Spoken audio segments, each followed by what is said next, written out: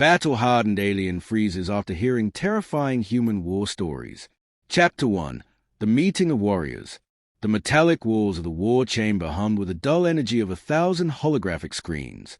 Captain Vrex of the Zorvathian Dominion sat at the round table, his exoskeletal fingers drumming impatiently against the cold alloy surface. His iridescent scales shimmered under the neon-blue glow of the strategic interface. Across from him sat Colonel Richard Kane, a seasoned human officer whose weathered face bore the scars of countless battles.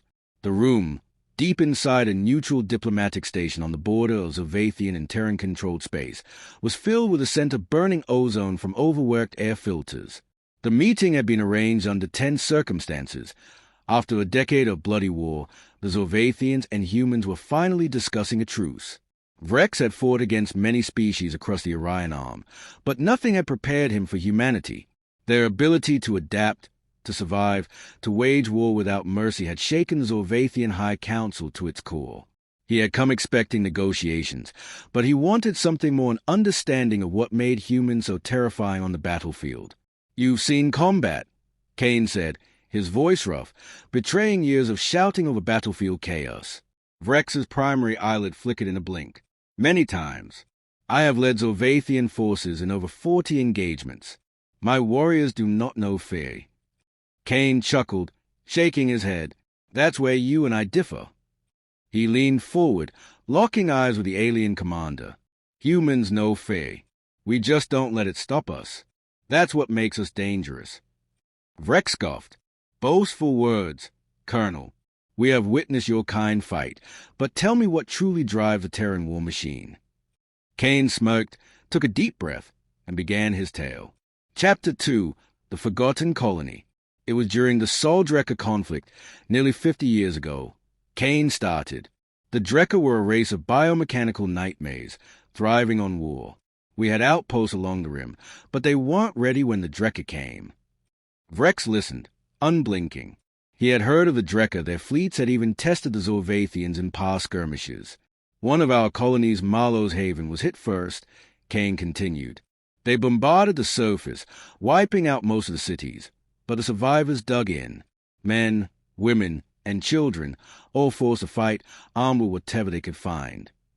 The holographic display flickered, revealing an image of burnt-out buildings and skeletal ruins. Kane tapped a control, and another image appeared. A young human woman, barely out of adolescence, standing amidst the wreckage, holding a plasma rifle nearly as tall as she was. "They held out for 8 months, Kane said. "The Drekka slaughtered them by the thousands, but every time they thought they had won, the humans found new ways to strike back. They sabotaged supply lines, turned their own dead into traps, even poisoned their own water supply to deny it to the enemy." Vrex narrowed his eyes. "They destroyed their own resources." Kane nodded. "To make sure the enemy suffered. When we finally arrived to liberate the colony, we found maybe 500 survivors from a population of 10 million. They had torn apart entire Drekka legions before they fell." The Zorvathian captain shifted in his seat, his exoskeleton clicking as he adjusted his posture. "That is extreme." Kane's face darkened. And that was just the beginning. Chapter 3. The Siege of Kala 9. Vrex had thought himself hardened to war. He had seen planets burn, warriors vaporized in an instant, civilizations reduced to history by orbital bombardments. But as Kane spoke, a creeping unease settled into his bones. "Kala 9 was one of our military outposts near the Sagittarius Arm," Kane said. "The enemy? A species called the Krith massive insectoid predators, bred for war, relentless in their assaults. They had taken a dozen human colonies before we dug in at Kala."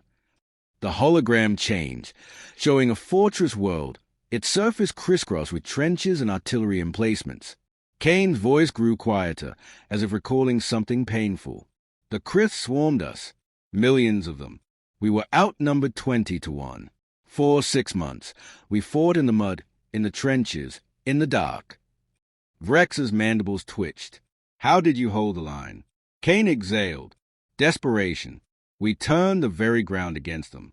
Chemical weapons, bioplagues tailored to their genetic code, landmines packed with nuclear material. When they overran our trenches, we collapsed entire mountains to bury them alive." Vrex swallowed hard. He had heard of scorched earth tactics, But this was something else. But the worst was when they broke through. Kane continued. They reached our command bunker. We had one option left: self-destruction. Rather than let the Krith take our command center, we detonated every fusion core on planet. Rex leaned forward, stunned. You destroyed your own world? Kane nodded, his expression unreadable. 800,000 of us died that day, but we took 5 million of them with us. The Zorvathian warrior's claws tightened against the table. That is not war. That is annihilation. Kane met his gaze. To us, it's survival. Chapter 4. The Silent War. Rex could feel a cold sensation creeping up his spine, a feeling he had not known in centuries. He wanted to call it unease, but he knew the truth. It was fear. You asked what makes us dangerous. Kane continued. Let me tell you about the Silent War. Rex exhaled, trying to regain his composure. Go on. Kane leaned back, his voice almost distant. It wasn't fought with fleets or soldiers. No grand battles, no glorious victories. This was a war of shadows, assassinations, sabotage, and biological horrors. The hologram changed again, this time showing images of entire planets devoid of life. Cities abandoned, as if the population had simply vanished. We developed silent weapons, Kane explained. Neurotoxins that could wipe out entire species in a single breath. AI-driven cyber warfare programs that turned enemy ships against their own fleets. We infiltrated enemy command structures and replaced their leaders with our own operatives. Rex clenched his jaw. You turned war into a ghost story. Kane smiled, but there was no humor in it. The best war is one your enemy never realizes they've lost. The Zorvathian captain remained silent, his mind racing. He had thought humans to be just another warrior species, driven by pride and bloodlust. But this was something else. Chapter 5. The Breaking Point. The room fell silent, the weight of Kane's words pressing down like a planetary atmosphere. Rex had fought countless wars, but never had he encountered a species that waged war as humans did, not with brute strength, but with sheer, unrelenting willpower. He realized, for the first time in his long life, that he was afraid. You are monsters, Rex whispered, his voice barely audible. Kane shook his head. No, we're just survivors.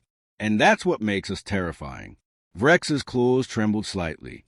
He had come to negotiate peace, but now he understood humanity didn't just fight wars. They became war. And for the first time in his life, he doubted whether even the mighty Zorvathian Dominion could stand against them. As the meeting concluded, Rex left the chamber in silence. The war might be over, but one thing was certain. The galaxy would never forget the terror of humanity.